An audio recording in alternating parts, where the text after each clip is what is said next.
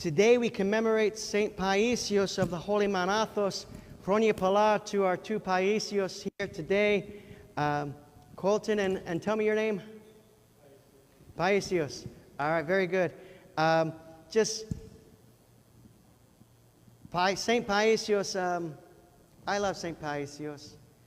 He's a modern-day saint. We read about his life in Orthros. It was beautiful. He reposed in 1994, I think. And I was telling my son, I was still in high school.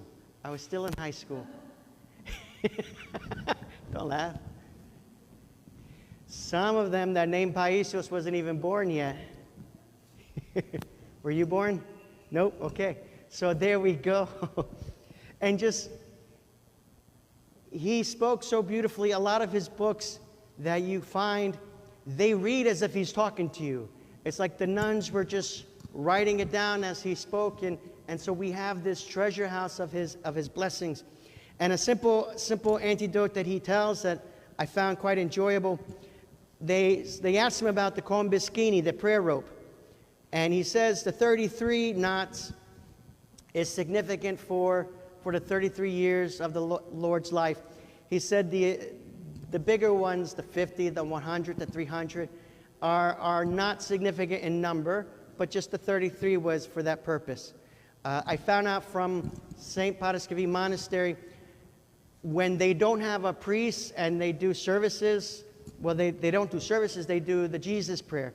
And they have their prayer knots of 300. They would do 30 ropes of the Jesus prayer, which is the equivalent of the length of time it takes them to do the liturgy.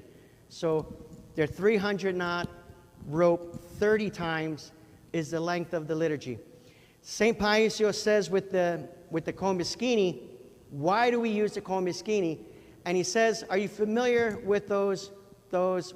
My first thought was a lawnmower engine, where you pull the rope and you activate the engine. Anymore, they're electric and you could just push them, so you may not be familiar with them. But we have those old engines that you have to pull the rope and start the engine. And he says what it does is it turns the engine over, and it warms up the frozen oil that's inside of it. When the oil sits too long, it doesn't get hard, but it gets thick. And as you pull the cord, it ignites the engine, and it sparks the spark plug, and it gets the engine running. He says, much like our combischini, when we use it in prayer, it's a way of pulling that cord on our noose, on our heart, that it gets the spiritual blood, if you will, flowing through us as we use the combischini. It's like pulling that cord of the engine. And so he says when we pray and we use the combischini, that's a way of thinking about why we're using the combischini. It's a way not just to keep track of how many times we say the Jesus prayer, not just to keep track, but as a way of invigorating our prayer lives, to use it actively, not just as a passive instrument, a passive tool, but an active tool that helps generate the charge of prayer within us. And so I thought that was a nice little antidote that he shares with us. But he's written so many things. There's the one book about Elder Paisios, young man, and the guru, the young man, and Elder Paisios. I forget how it goes. The young man, the guru, and Elder Paisios.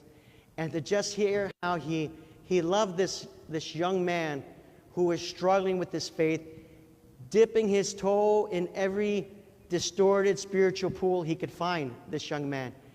And Paisios doesn't cast him out, say, oh, well, you left me to join a Buddhist monastery in Tibet or something.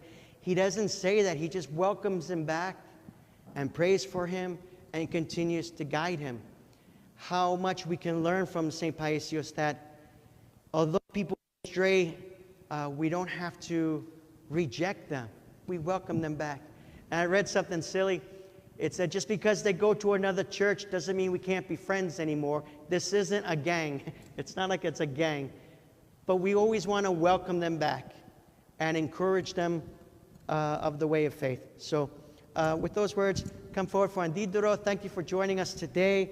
May St. Paisios intercede for the salvation of all of us.